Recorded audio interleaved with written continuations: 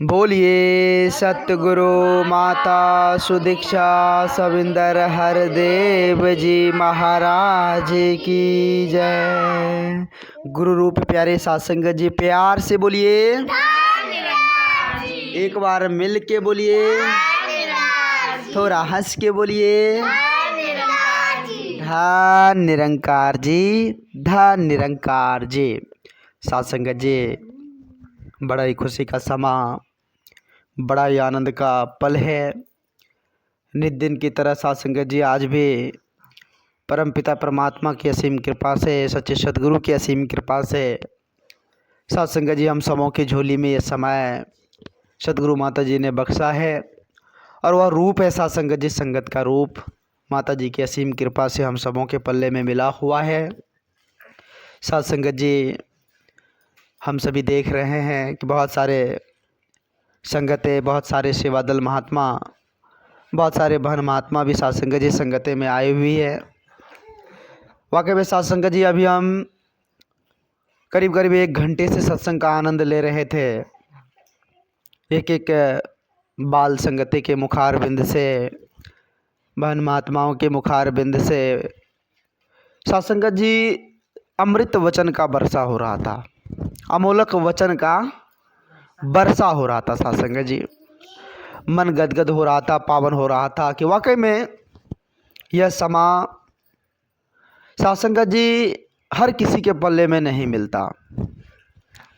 जो खुशनसीब होते हैं, जो सासंगत जी लक्की होते हैं, भाग्यशाली होते हैं, उसी के पल्ले में यह समा, यह सत्संग का जो रूप है सासंगत जी, वो परमपिता परमात्मा की असीम कृपा से मिलता है। तो आओ सासंगत जी विचार करें।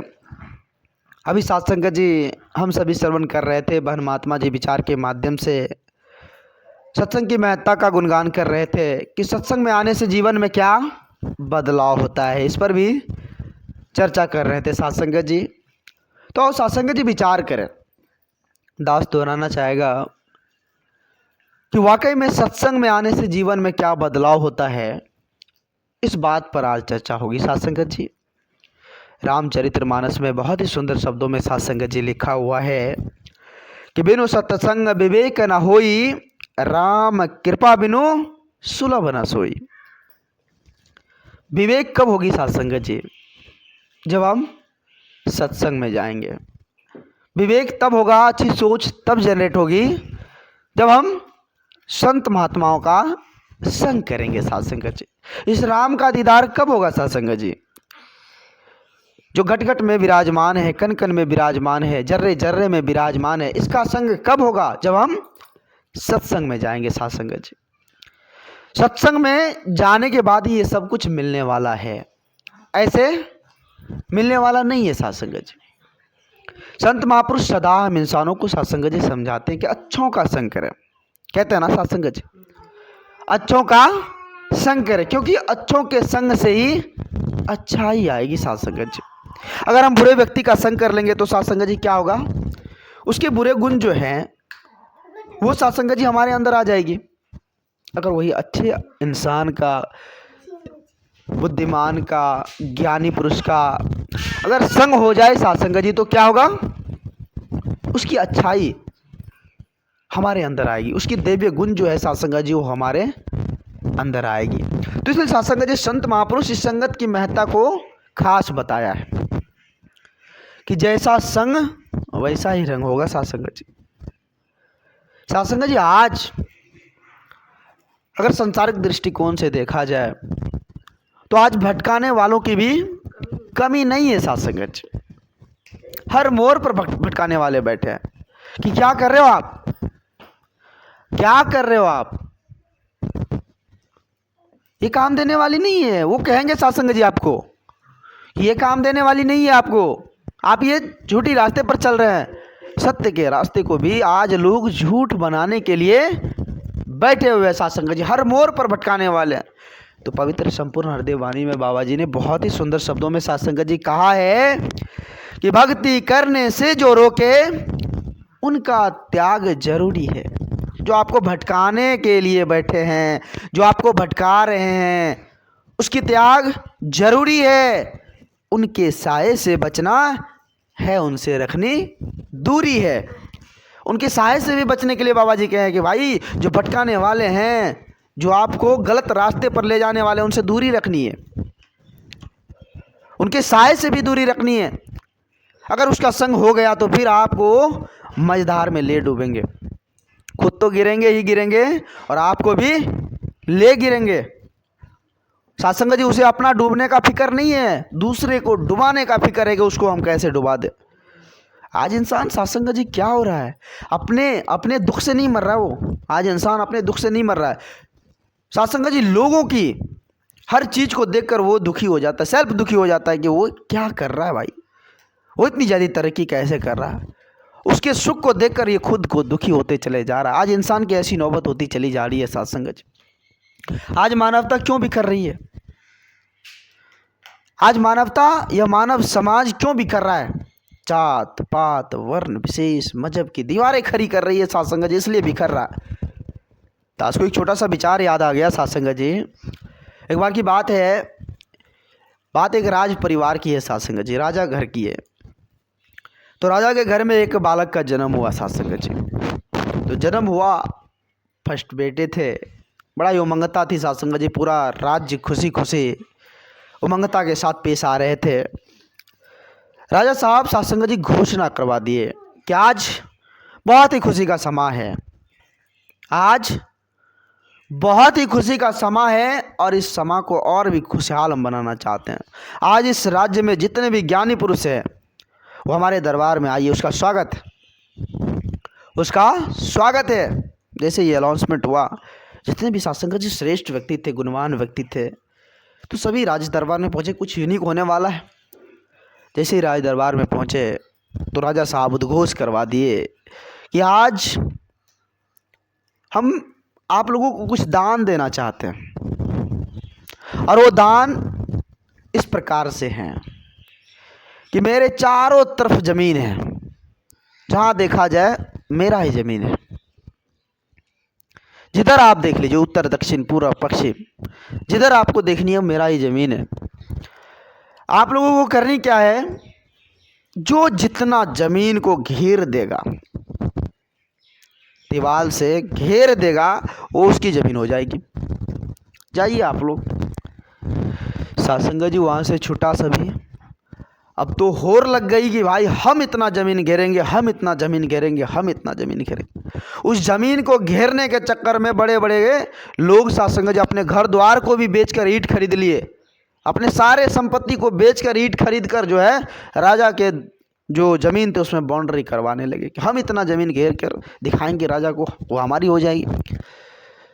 सत्संग जी कुछ समय भी दिया गया। जब सत्संग जी सारी कंप्लीट हो गई, सब अपना अपना बाउंड्री देकर राज दरबार में फिर से जब पहुंच गए, तो उनमें से एक बहुत ही निर्धन टाइप के, गरीब टाइप के लोग भी उस दरबार में पहुंचे। सत्संग जी उसको देखकर तो सभी हैरान रह थे कि भाई ये फकीर आदमी कहाँ से आ गया है, ये तो कोई ज़मीन घेरी ही नहीं है और ये भी आ गया सभा में। सभी आपस में हंस रहे थे, एक दूसरे को देखकर हंस रहे थे। राजा ने उद्घोष किया था सत्संग जी कि आज जो है राजगुरु भी घोषित किया जाएगा उसी दरमियान। जो जितनी ज़मीन घेरेगी, जिसका जितना ज़मीन घेरा हुआ देखा जाएगा, उसकी बुद्धि विचार विवेक को देखते हुए आज राजगुरु भी घोषित किया जाएगा। तो सभी उमंगता के साथ सत्संग जी फिर राज दरबार में पहुँचे। राज दरबार में जैसे आए, राजा साहब फिर आए, गद्दी पर बैठे, तो राजा साहब बोलने लगे कि आज सबसे पहले हमें उसे देखनी है कि जो सबसे अधिक ज़मीन को घेरी है। वो इंसान हाथ खड़ा कर ले जो सबसे अधिक ज़मीन को घेरी है। तो वो निर्धन व्यक्ति जो थे सत्संग जी, फटे पुराने हाल में जो थे सत्संग जी, वो अपना हाथ खड़ा कर दिया। जैसे ही वो हाथ खड़ा किया, सभी हंसने लगे, ठहाके मार मार कर हंसने लगे। अरे भाई ये कौन सी ज़मीन घेर दी है, ये तो कोई ज़मीन ही नहीं घेरी, बस एक दीवार बनाया था उसको भी गिरा दिया। एक छोटी सी दीवार बनाया था, एक छोटा सा ग्राउंड को घेरा भी नहीं था, बस उसको गिरा दिया। ये हाथ खड़ा कर दिया। सभी हाथ ठाका लगा कर हंसने लगे। ये कौन से व्यक्ति आकर ये बीच में सभा में खड़ा हो गया। राजा पूछने लगे, महाराज दिखाइए आप कौन सी ज़मीन घेरे। तो हाथ जोड़कर सत्संग जी उन्होंने कहा, महाराज हमने कोई ज़मीन नहीं घेरी है। एक छोटी सी ज़मीन पर एक दीवार खड़ा करने की कोशिश भी कर रहे थे, लेकिन उसको भी हमने गिरा दिया। गिरा इसलिए दिया कि ज़मीन छोटी पड़ रही थी। जब घेर देते ना, देखिए कि अदर आदमी जो घेर रहा था तो उसकी ज़मीन छोटी पड़ रही थी। जो लोग ग्राउंड कर रहे थे उसकी ज़मीन छोटी पड़ रही थी, और हम घेर रहे थे तो हमारी ज़मीन भी छोटी पड़ रही थी, इसलिए हम दीवार को ही गिरा दिए। तो आप देख सकते हैं कि ये तो जितना खाली पड़ा है मेरा ही है, हमने कोई दीवार नहीं बनाया है। आप देख सकते हैं मेरी ज़मीन असीमित है।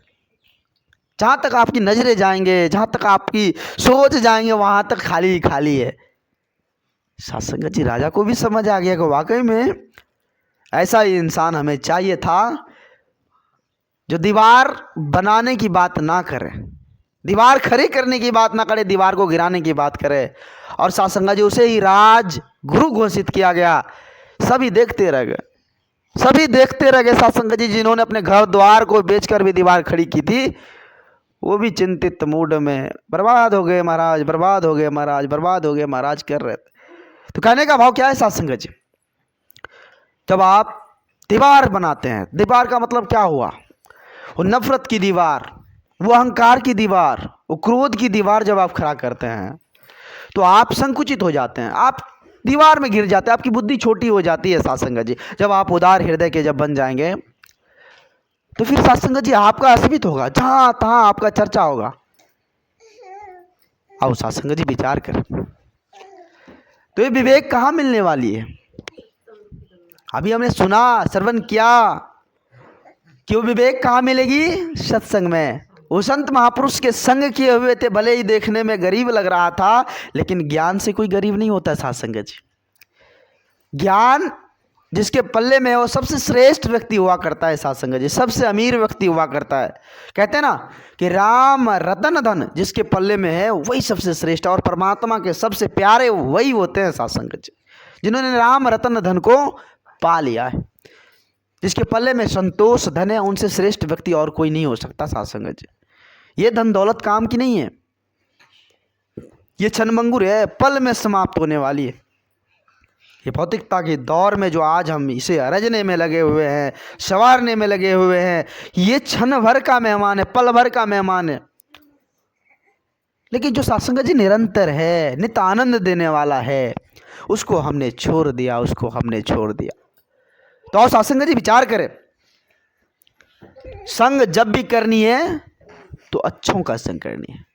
देखे होंगे साध संगत जी, साध संगत जी कैकेयी ने मंथरा का संग किया था ना साध संगत जी, राम राज को तबाह कर दिया। कैकेयी ने मंथरा का संग किया, उसके दुष्परिणाम जो थे साध संगत जी उसके अंदर आ गए, और क्या हुआ? राम राज तबाह हो गया। भगवान राम को भी 14 वर्ष का वनवास जाना पड़ा कि नहीं साध संगत जी? हम सभी जानते हैं। वही भक्त प्रहलाद की बात किया जाए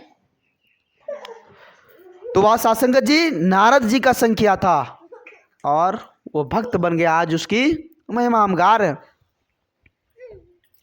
तो संगत गुण आते हैं, संगत से ही गुण आएगी साध संगत जी। जिस प्रकार का संग होगा वैसा ही हमारा जीने का ढंग होगा साध संगत जी। तो साध संगत जी विचार करें, पवित्र संपूर्ण अवतार वाणी में भी बहुत ही सुंदर शब्दों में साध संगत जी लिखा हुआ है कि साध यदि संगत कर ले बंदे, चेहरे नूपुर नूर नहीं नूर करे। साध यदि संगत कर ले बंदे, चेहरे नूपुर नूर करे। साध यदि संगत कर ले बंदे, मैले दिलादी दूर करे। वाकई में साध संगत जी, जब साधु की संगत हो जाए, संत महात्माओं की संगत हो जाए, तो मन की मैल खत्म हो जाती है, मन का द्वेष भावनाएं खत्म हो जाती है, अहंकारें खत्म हो जाती है, और हम एक अच्छे इंसान बनकर सामने उभर आ जाते हैं साध संगत जी। आज संत महापुरुष हम इंसानों को यही समझा रहे हैं साध संगत जी। आओ साध संगत जी विचार करें, आज साध संगत जी मानवता की ज्योत जगी हुई है। आज सदगुरु माता जी की असीम कृपा से, रहमत से, आशीर्वाद से साध संगत जी ये गुलदस्ता भरा परिवार हम सबों के पल्ले में माता जी ने दिया है, जहाँ प्रेम एकत्र मिलवर्तन के साथ जीने का तरीका, जीने का सलीका साध संगत जी हम सबों को मिल रहा है।